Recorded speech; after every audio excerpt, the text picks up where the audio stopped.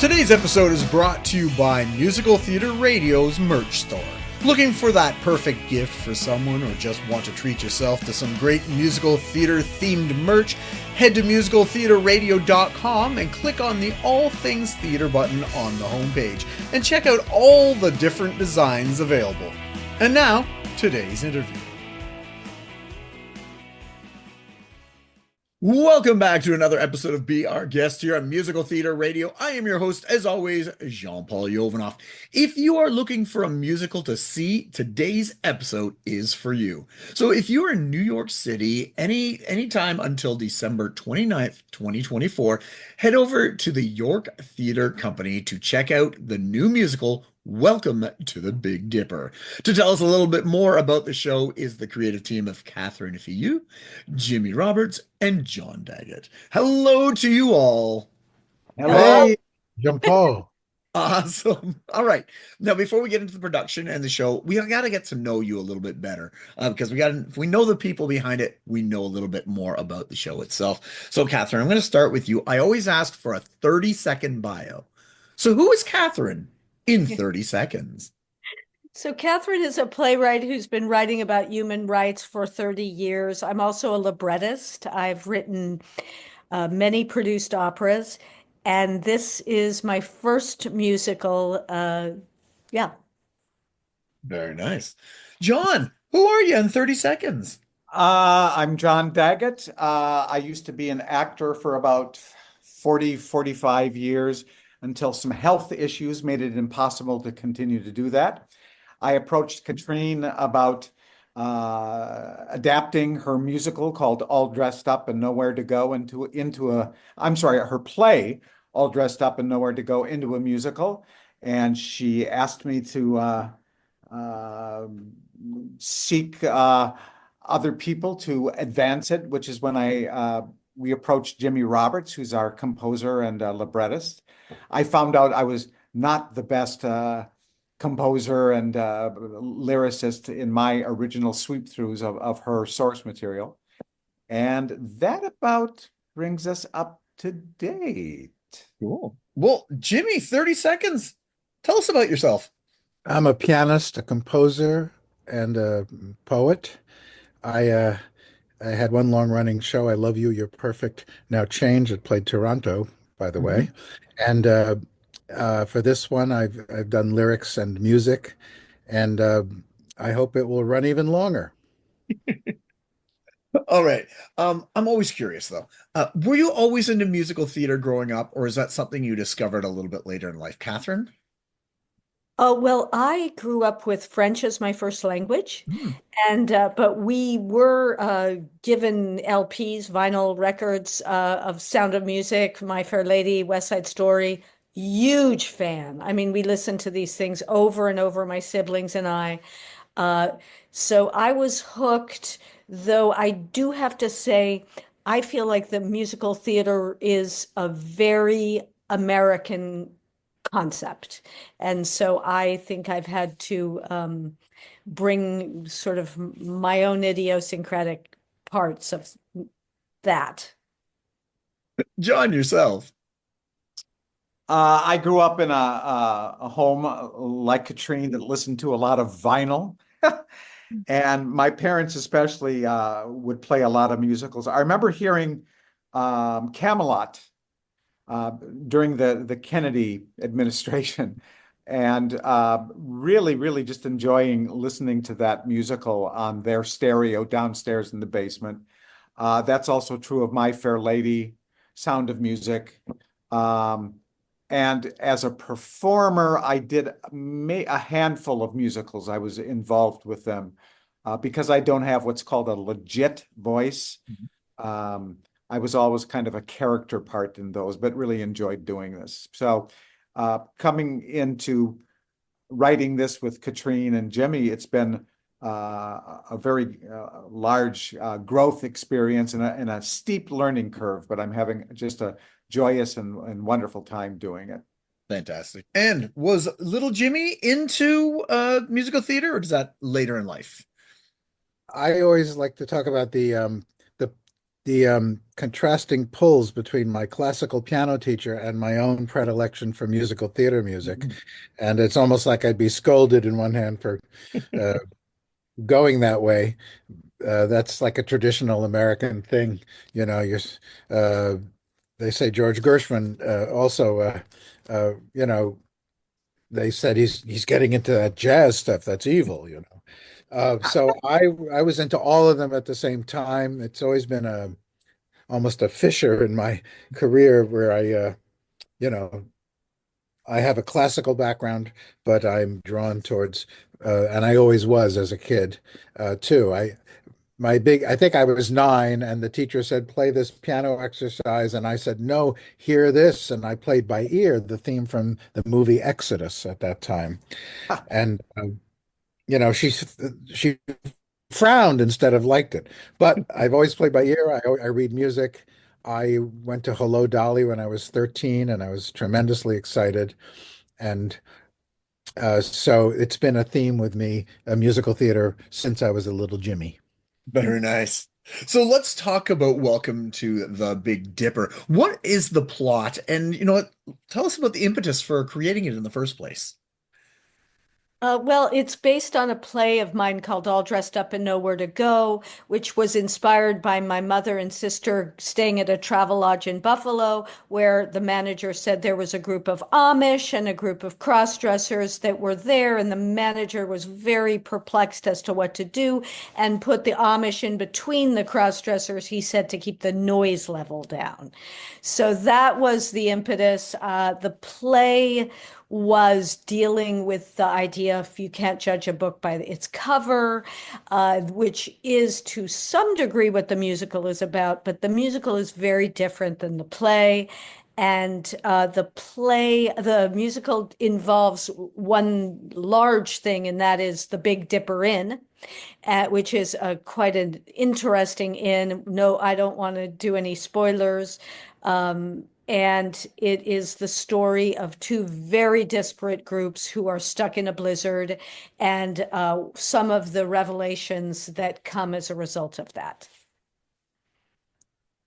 And how did it begin? Who I think John, you mentioned about the impetus to start it with you. Let's hear your version. I knew this play that she had written, which I think has like maybe 5 or 6 Yeah, actors in it. It's kind of small, and it's more farcical, okay, with people opening doors and seeing their estranged relative in there when they're wearing a dress and slamming the door shut and stuff like that. And I always liked it. And as I said, with my health issues, it became more difficult for me to do creative things, I decided to try to put my creative juices towards this. And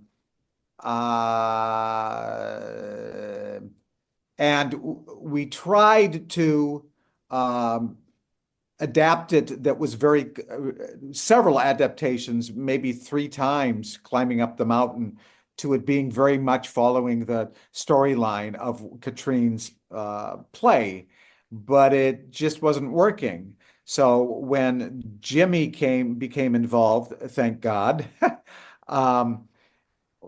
he said, you know, you have to let the beast, so to speak, whatever this thing is that you're creating, speak to you, and in a lot of ways guide you to where it wants to be. And that is quite true. I think each of us probably has heard the show speaking to us saying, no, I don't want to go in this direction. No, that song isn't working. No, these characters have too much focus. These characters have too little focus. So it was a really wonderful thing to listen to those muses, so to speak, and let them guide us. And one thing that became apparent, and then I'll shut up and let other people speak, is that the inn itself, it's kind of like a lodge, this inn. And it's not really a motel, it's not a hotel. It's something that a building that has a lot of history to it. And it's been in the family of an African American family for hundreds and hundreds of years.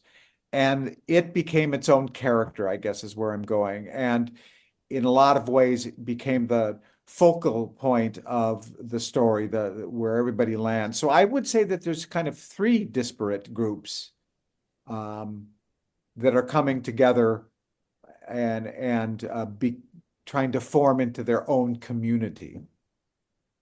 I think, John, that was a good analogy of the creation of a musical is a beast, and Right. it takes it's so much to tame it and bring it under control. And Jimmy, I'd love to hear when you came on board, how did you help tame the beast?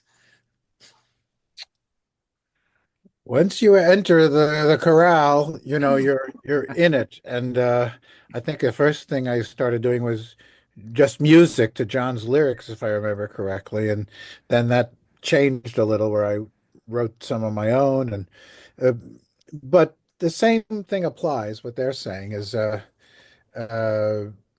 I mean, by saying I entered the corral, I mean you enter this thing where you're you're you're you become subject to what the play tells you it wants to be.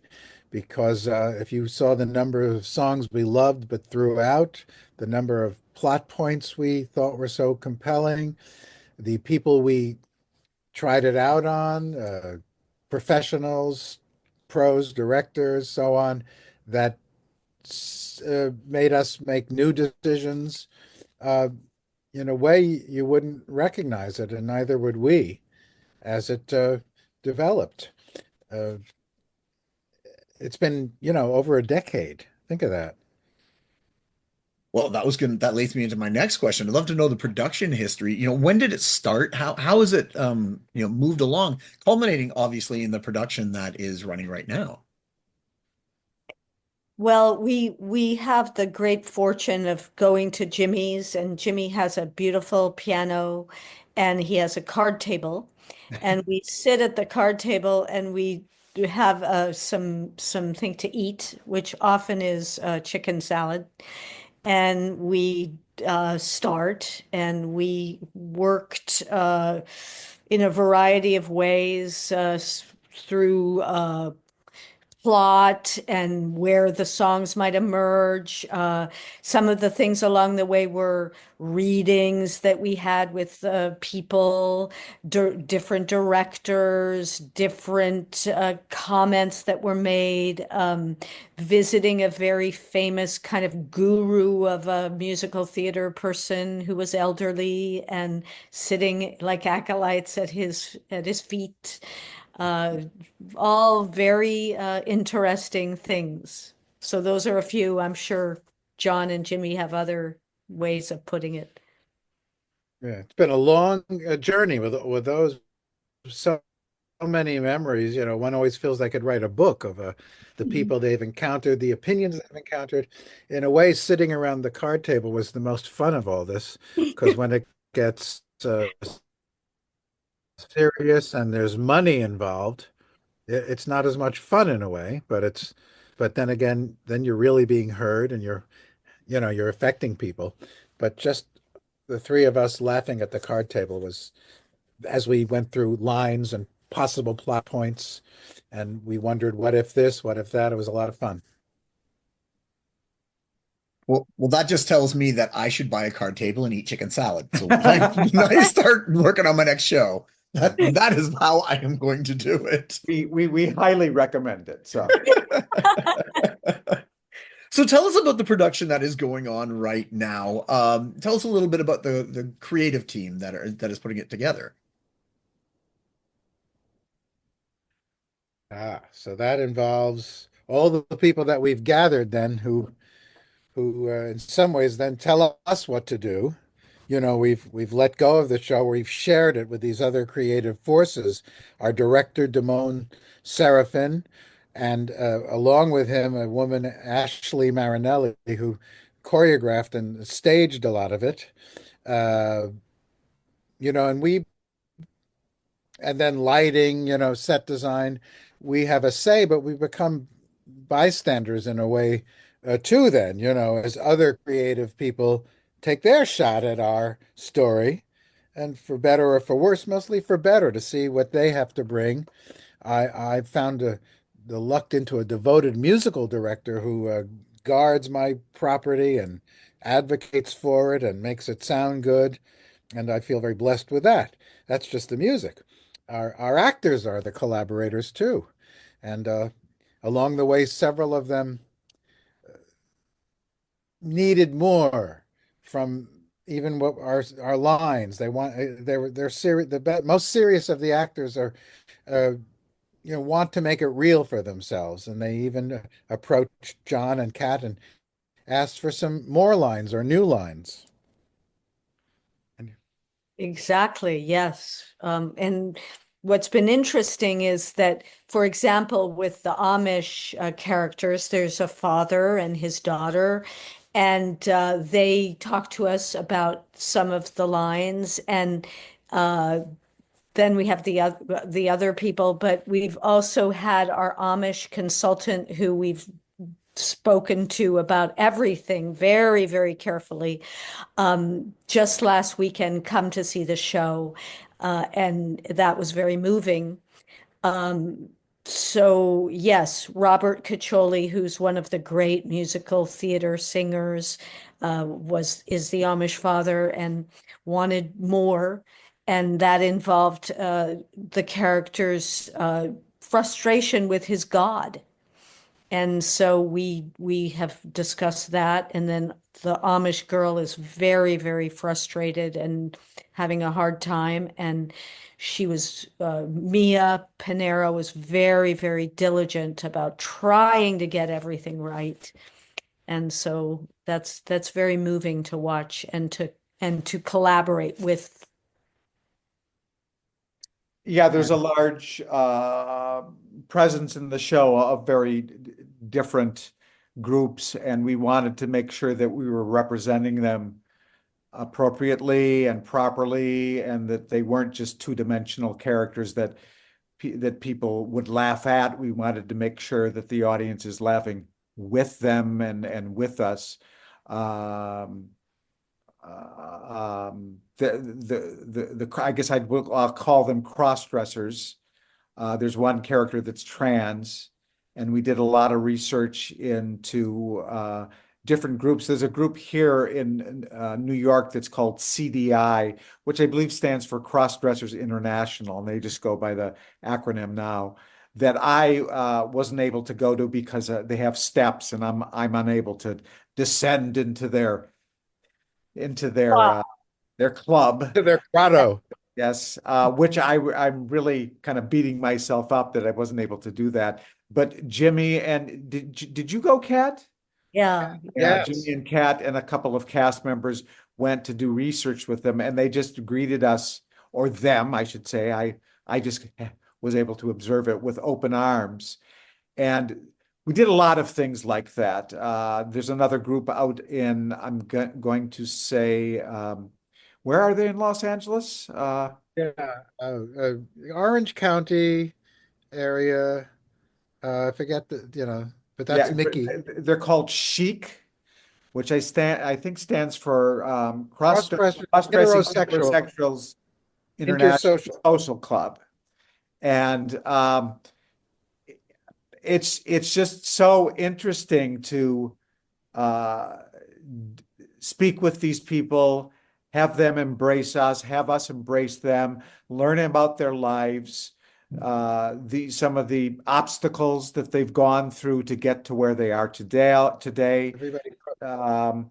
how they live their lives, all those incredible details that you can bring to the show that just make it so much better and so much more believable than it would be if you just kind of go, oh, I'm going to write this character, and you write it just from your imagination. Of course, you still have to bring your imagination to it, but it really helped us bring some honesty and truth to our storytelling, which is just so important. So I was also just going to quickly bring up the inevitability of being responsible for every single thing that you write. Now, we have a Mennonite that drives the Amish because the Amish don't drive. And the Mennonite is mentioned once, and for some reason, everybody is obsessed. What happened to the Mennonite? So you're whatever you do, you have to pay you know, you have to be responsible for bringing it up in the first place. Yeah, everybody wants Mennonite to be more present up front in the story, but I was going to say that I had to create new lyrics per the almost the demands or the desire of the characters to get it right. When it had to do with black folks, when it had to do with how the Amish really are, not what we read in the storybooks, and how cross-dressers really are, and how black folks really are. And I didn't always have it right, and I was glad I was corrected. I don't want to do anything wrong. Yeah. And I'm so glad we did that. I was ready to drive to Pennsylvania but now you have Zoom and everything. And Jean-Paul, if you were here last weekend, because Kat was able to arrange these amazing talkbacks with our audience following the shows. So if you were here on a Saturday afternoon when the curtain went down, they set up chairs and the CDI club, members of it, sat on stage, dressed in their best. And then their counterparts, the actors in our show, joined them on stage, and the gals were moved, very moved by the show. So we felt we did right. And the very next day, after the Sunday matinee, came our Amish consultant who was flown in with per Kat's arrangements from San Francisco, and in his own way felt that through the songs and story, we hit the points he would have hit. So that was, weird validations, on two separate days. Are we having more, Kat? We're having we have all kinds of interesting. We commissioned a painting from a South Carolina painter who's known for painting the Gullah Blacks of South Carolina. She made our initial poster, which is just beautiful and special. And somehow she's become part of our whole legacy and our whole show. She's flown up this weekend from South Carolina with 20 of her best and richest friends. And they're all going to coming tomorrow. Yeah. Wow. Yeah. So we're going to display her painting. We don't want to leave Toronto out or Canada. We can, I think it's not a spoiler to say that we have a group, they do a talent show, the Sirens of Syracuse. They are on their way to Toronto to perform, but unfortunately they get waylaid because of the blizzard. But they do, in fact, end up making it up to Toronto, and they score second place, I think. And then we also have Canada for another very important reason that you need to come see. Yeah. Right. Either we get down there or maybe it comes up here sometime. Yes. Production. So either way. Canadians would be very, very happy. Yeah. We had Torontonians there last weekend, I want to say. Nice. And 100% you got accurate buffalo and blizzards. So yes, that is as accurate as you can get. Well, that's where the original incident this happened in Buffalo, right? Yeah. With one of those snowstorms. So Jean-Paul, part of our journey though is that we left Buffalo and we what's the word where we reimagined? No, like I meant we relocated. Yeah. To fiction for interesting reasons. Had to do with the sensitivities of poor Buffalonians and their weather and all the things, the cliches. But it was liberating in a way to change the town to Bigelow, New York. And that's where we are now. And thank God we retained all our rhymes. So nice. Well, congratulations to the three of you on the production and the show and where it's gone, how it started to where it is now. So the important part, how do people come see the show? Any of the websites or the social medias or anything so they can get down there and see the show in New York? Yeah, so the easiest thing is just go to the website of the York Theatre, and that's with an RE at the end, yorktheatre.org. and then just go to the calendar and see what looks good to you. And yeah. And Yeah, how do people? all the information is on the York Theater's website, and I think it's the yorktheatercompany.org, but I'm not sure. I should probably look. Yeah, no, I it's not. tell you, it's York. yorktheater.org. That's Okay. it. Yorktheater.org. Perfect. Yeah. All right. And before we go, I'd like to ask a quick question of each one of you. Just have you got anything coming up that you want to promote? Catherine, we're going to start with you. Is there anything you want the people to know outside of course, this show? Yeah, so I am a playwright primarily. I have a new play that is called White Savior that's about two sisters. One is let's just say they are completely polarized in their political beliefs. And they end up in Texas at the Desert Cactus Motel. And yeah. John, yourself. There's a motel theme going on there. And a sisters and brothers theme since Ah, they dressed up as two brothers. I think all I've got coming up right now is lots of sleep. That's a I'm great get- thing to have. I'm gonna put down the bag for a while and just crawl into bed and get a lot of sleep. So Nice. And Jimmy, yourself. I don't have a show. I perform myself as a pianist, singer, storyteller type of thing. I hope to be doing more of those performances. Fantastic. Well, again, thank you all for coming on today. Congratulations on the show. And I look forward to one day maybe it's coming up to Canada. If not, just seeing where the show goes in general, in the theater canon. So congrats. Thank you. I remember I Love You, You're Perfect was at the York Theater in Canada on York Street, I think, in Oh. Toronto. Oh, Maybe it wasn't called York, it was York Street, right? It Yeah. might have been on York Street. I remember it running for a long time here.